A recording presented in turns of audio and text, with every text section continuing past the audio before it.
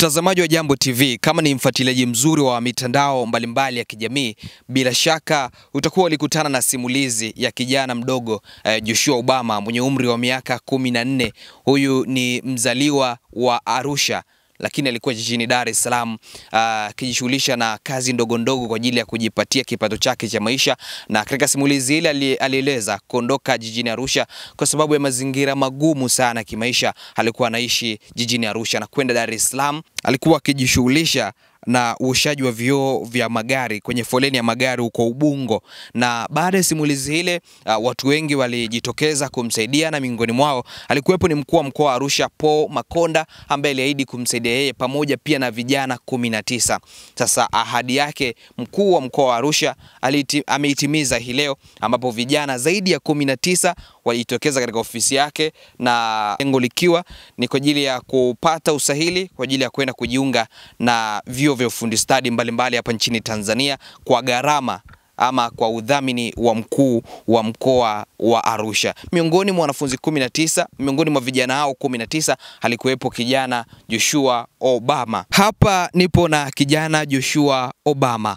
Tuzungumze naye baada ya kufika Arusha, safari ilikuwaje, na je, analipi la kumwambia mkuu wa mkoa, chuo gani labda amepangiwa, na ndoto zake pia baada ya kumaliza masomo yake. Karibu tuzungumze na kijana Joshua Obama. Langu jina ni Baraka Lucas, mwandishi wa Jambo TV kutoka hapa mkoani Arusha.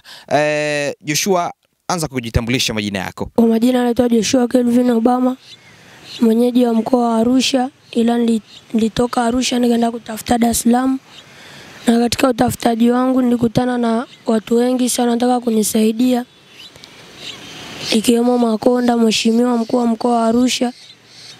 Kwa hiyo itabidi tena nikatoka kule nikaja huku, na nimefika huku. Namshukuru Mungu nimefika huku. Majibu yangu yamekuwa mazuri, nimetafutiwa chuo kimepatikana, na nazidi kumwomba Mungu anipe upeo wa akili ili atoko chuoni ninavyoenda nifanye mazuri. Yaani maisha yangu ya kule ndani tofauti na maisha nilokuwa naishi hapa Arusha. Kwa sababu Arusha nilikuwa nateseka sana, kutokana hata kiasi cha kwamba kuna siku naweza ipita hata sijala. Lakini nilivyokuwa Dar es Salaam nilikuwa nakula, navaa, nafanya kazi. Huku nilikuwa sifanyi kazi, naomba huku clock tower. Yaani nilikuwa ni mtoto wa kuomba, lakini nimefika Dar es Salaam. Nimemshukuru Mungu, kwanza nimepata kazi, nimeosha magari. Chochote nilichokuwa nakipata na meki. Ndio hivyo. Yaani brother, ni hivyo, unajua mtu ukishaishi maisha ya mtaani, kuna magumu unajua mtaani, kuna vigumu na vijua vya mtaa. Kwa lazima kwenye magumu lazima, kwa sababu mimi nilikuwa na kadi na watu wazima nini wananishauri, mdogo wangu, hiyo kiasi unachopata hapo mataa barabarani hela nyingi sana. Kiasi cha kwamba unaweza hata ukatokea hapa Dar es Salaam ukaumwa malaria, si tukashindwa kusaidia, lakini wewe uko ulimeki hela yako ukatuambia bana nimemeki hela yangu sehemu fulani, si tukaenda tukaichukua tukakupeleka hospitali. Yaani kwanza blazo licha ya bangi tu, sigara. Yaani sigara tu, yani ni tayari unajipotezea samani mbele ya jamii. Kwa sababu umri wangu nikiucheki umri wangu na vitu nitakavyotaka kutumia havitafaa. Kuna mimi ndio maana nikaona nisijiingize kwenye masuala ya sigara, bangi, pombe. Unajua brother, hata mimi nilipokuwa hapa Arusha kuna watu walikuwa wananishauri nisiombe, niende kwa mantilie nichote hata ndoo 3-4 za maji. Ambapo ile mantilie, kuna mama mmoja alikuwa yuko hapo stand, ilifikia hadi kipindi akanipenda. Sasa kwa kutokana na nini sijaitwa kazi, la mimi naomba kazi. Sasa yule mama sema alikuwa anauzia, akaniletea shuka kutoka kwake, akaniambia sasa mwanangu, maboksi hapa utakuwa unalala hapa hivi, shuka ili hapa. Nimelala pale, nimelala, akaja akaniletea mkeka. Nimelalia mkeka. Ndio mimi nikaona nitoke huku niende kwenye kutafuta zangu huku. Ndio. Na ulipokelewa na mtu huko? Ndio, marafiki. Ukafika disteni ukapokea? Na wale watoto ambao wako pale chini ya daraja. Ambao walivonipokea, wakanipa nguo, wakanichangia, nikaenda nikala, wakanionyesha pa kukaa, nitakuwa nalala hapa.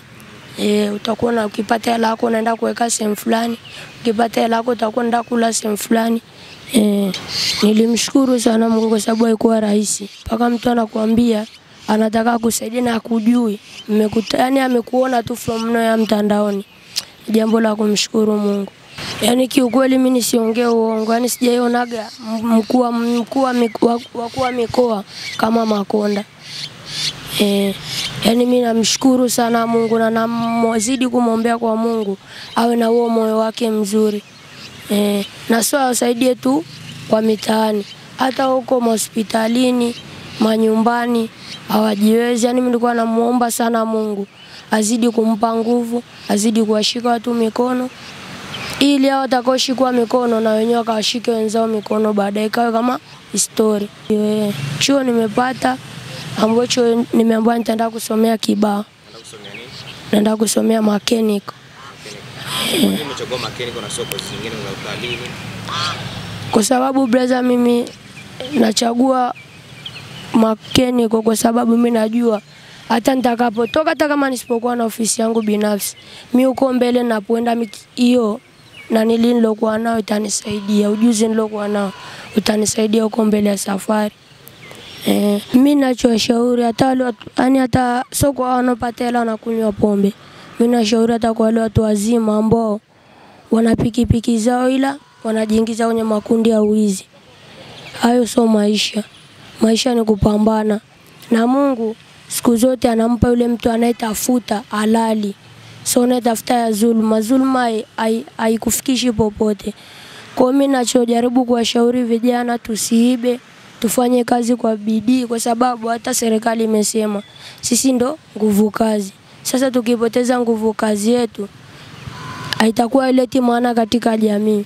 Kwa hiyo nilikuwa naomba watu tufanye kazi, tupambane, tusiibe, tumuombe Mungu atusaidie kwa sababu bila Mungu hamna kitu kinashindikana. Mimi huaga nasali. Mimi nimeona umuhimu wake Mungu kwa sababu nimeumwa zaidi ya mara 10 lakini nimepona.